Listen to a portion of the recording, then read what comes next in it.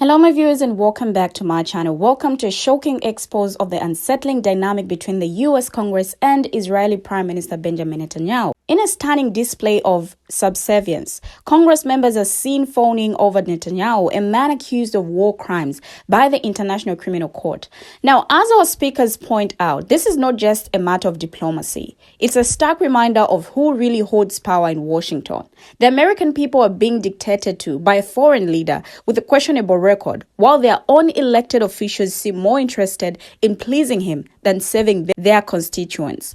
From the eerie atmosphere of Congress members applauding in unison like robots to the bizarre spectacle of them scrambling to shake Netanyahu's hand like he's a rock star, it's clear that something is very wrong here. So join me as they dissect this disturbing phenomenon and explore the implications of a foreign leader wielding such immense influence over the US government. Is this what democracy looks like, or is something more sinister at play? Check out these interesting videos. I will be right back. Watch out, Americans, because your puppy boss is there. You know, Satan, right now in the Congress, Benjamin Netanyahu, the Prime Minister of Israel, is there telling you what to do, while your politicians are calling him His Excellency, a war criminal by the ICJ and a war criminal in the eyes of the world. And you receive him with... What do you do with the American flag, by the way? You wipe your mouth after licking his boots? Because... you know, your boss is there telling you what to do, how to go right now at war with Iran. You saw that, right? Yeah. Do you remember Iraq? After 1 million people that you killed in Iraq, for what? If I ask, and I ask so many Americans, why did America went to war with Iraq? You don't know. General culture? Because the education in the United States is anything but education. But let's leave it on another spot right now. So, yeah, your puppy's home. Give him money. And after, I don't know, go to Afghanistan again, replace the Taliban with the Taliban and leave them some weapons. You know, no weapons of mass destruction. We're going home after we took all the resources. And I really applaud the people who are in front of the Congress protesting and asking for the arrest of this war criminal, Benjamin Netanyahu. But the rest of you, I sat with so many Americans by chance because I had a trip, not there, but anyway. And I had to lecture your old people about what was happening. They didn't know. I had to tell them everything about Iraq and Afghanistan and Yemen. They didn't know. They were telling me, I'm a medical veteran. And why did you enter? Well, because my politicians said so. Why the general public is so dumb and easy to manipulate? Yeah, give your tax dollars to kill more kids in Gaza. Do it. The blood is on all your hands, those who are quiet, you know? I'm not talking about the people who are protesting and they know actually what is happening. But to receive that monster in your Congress and to let him speak and the lies that we already debunked. No decapitated babies, no rapes, nothing, yeah? But, you know, you receive him there. Now you see who's ruling you. Yeah, do you remember 9/11 when the Israelis were applauding and dancing on the streets? Those who are silent and those who are so dumb. I cannot call you otherwise. Feel offended. I know that there in your country everything is offensive. Everything, I'm a lampshade, it's offensive. I'm this, I'm that, I'm this color. Everybody fighting between yourselves. White, black, colors, genders, political parties. And the system F's you exactly the same. Wallahi, you deserve it. And I said a word in Arabic, and I'm not Arab, but trust me, it went from my heart. You deserve it. That's it. Enjoy the staying of your puppy there. Trying to send all your children to war, to die for them, to die for Israel. Yeah, because if they don't have a conflict around Israel, they cannot suck tax dollars from you. Yeah, without the conflict, they cannot ask for money. So keep doing that. Keep thinking that you're spreading democracy. Yeah, spreading democracy with bombs and F-16 jets. It's laughable, you know, and I'm not sorry for one word I said. It's simply the truth. It's laughable. I feel sorry for you guys. Empty, completely empty. Leaving aside those who are waking up and leaving aside those people who know what is happening and who are fighting there alone. Millions of you should be on the street right now protesting. Your country is sold. It's not your country. Your educational system is on the ground. How many homeless people do you have? How many people that are not employed do you have? How many problems do you have? Give your money to kill kids to Gaza. That's your responsibility. All of you, it's your responsibility. And you know the problem? You're super uneducated. In Europe, every time we see Americans and they don't know crap about anything, not even geography. They give their money to Israel, but they don't know where Palestine is, where occupied Palestine is. That's the problem. And you have that murderer, that monster there, received in your country, telling you what to do. You deserve it. Now go to war with Iran. Go kill more kids for more resources and shut up. Yeah. So, enjoy the voted. And enjoy your life, I guess. Did anyone else watch this speech and notice something very strange? Actually, 3 things very strange. Like, watch this video. Okay, notice how they're all sat in the dark. Notice how they're all clapping at the exact same time, like robots. And notice how everyone runs over to shake his hand like he's the biggest rock star on the planet. And they just want to touch him, and they're smiling like little kids meeting Drake for the first time. In America forever.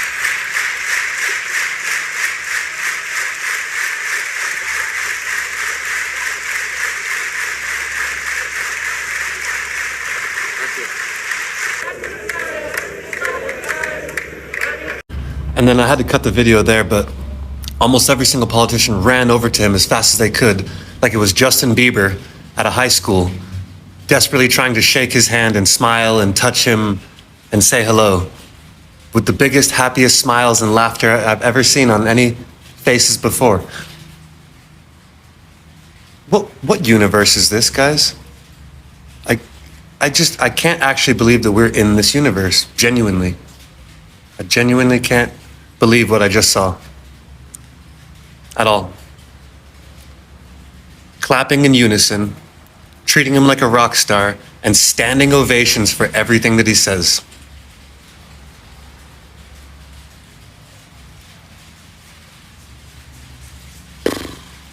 Now, this is a stark reality check for the American people. The fact that Benjamin Netanyahu, a man accused of war crime, can receive such a warm welcome in Congress is a travesty. It's a clear indication of who really holds power in Washington, and it's not the American people. The fact that Congress members are so eager to please Netanyahu, even going so far as to applaud him like robots, is a chilling display of superservience. It's as if they're more interested in serving their Israeli master than saving the interests of their own constituents.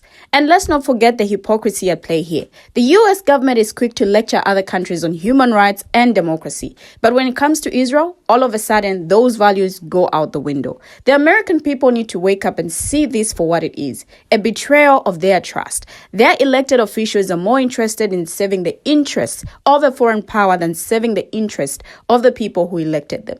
It's time for change, and it's time for the American people to demand accountability from the leaders. It's time to take back control of the country and stop being dictated to by foreign powers. Now, when we look at Benjamin Netanyahu's visit to Congress, his visit and address to a joint session of the U.S. Congress on Wednesday was met with a personal protest in the chamber by the sole Palestinian American member of Congress. While some lawmakers gave the Israeli Prime Minister a standing ovation, others stayed away and demonstrations by thousands of protesters took place outside. Now, the Michigan Representative Rashida Tlaib, a leading progressive Democrat and fiercely outspoken opponent of Israel's war in Gaza, held up a sign that said war criminal as Netanyahu was speaking. Now, she also wore a Palestinian flag pin and a kafir, the black and white scarf that has been linked with the Palestinian struggle for over half a century. Now, the other side of her sign displayed during the controversial address in Washington read, "Guilty of genocide." Tlaib was accompanied by an invited guest, a Palestinian who has lost more than 150 members of his extended family since Israel launched its war with the aim, as Netanyahu has often repeated, of destroying Hamas. Now, after witnessing his sister forced to eat animal feed, he and his family were determined to start a soup kitchen to feed their starving neighbors. Tlaib wrote on X, formerly Twitter. Prior to Netanyahu's address on a press call, a coalition of progressives, human rights advocates, former officials in the Biden administration, and some Democratic lawmakers gathered to denounce his invitation to Capitol Hill. Now, they called for a U.S. arms embargo on Israel and demanded a ceasefire. Now, several former Biden administration officials who resigned from their positions in protest of the president's policies in support of Israel also joined the call. "We do not need a new policy that reflects American interests and American values," said Tariq Habash, a former Biden administration appointee who resigned in January. The reality is that inviting a war criminal like Benjamin Netanyahu to Congress to address our nation's leaders and elected officials is not in our national interest. It is not in our national interest to conditionally supply weapons to his extremist regime that continues to unalive civilians. Now, Lily Greenberg, the first Jewish political appointee to resign from her position in protest of the president's Gaza policies, said, "What's very clear is that so many people in our government don't understand that fighting authoritarianism at home also means we have to fight it abroad. We know that Trump's coalition endangers Jews, Palestinians, and so many communities here at home. And bringing Netanyahu here, a war criminal who claims to speak on the behalf of Jewish people around the world, who makes us less safe." Now, Greenberg, who also worked on Kamala Harris's brief 2020 presidential campaign, said of the presumptive Democratic nominee for president in this election, "I am encouraged by the fact that Harris is not attending the address this afternoon. I think it seems like a strategic choice." As Vice President, Harris would typically preside over a joint session during the address of a foreign leader, but was instead on the campaign trail in Indiana. Now, the recent visit of Benjamin Netanyahu to Congress has laid bare the stark reality of who really holds power in America. On one hand, we have brave protesters who are standing up against a war criminal, calling out his atrocities and demanding justice. On the other hand, we have elected American leaders who are applauding and treating him like a god.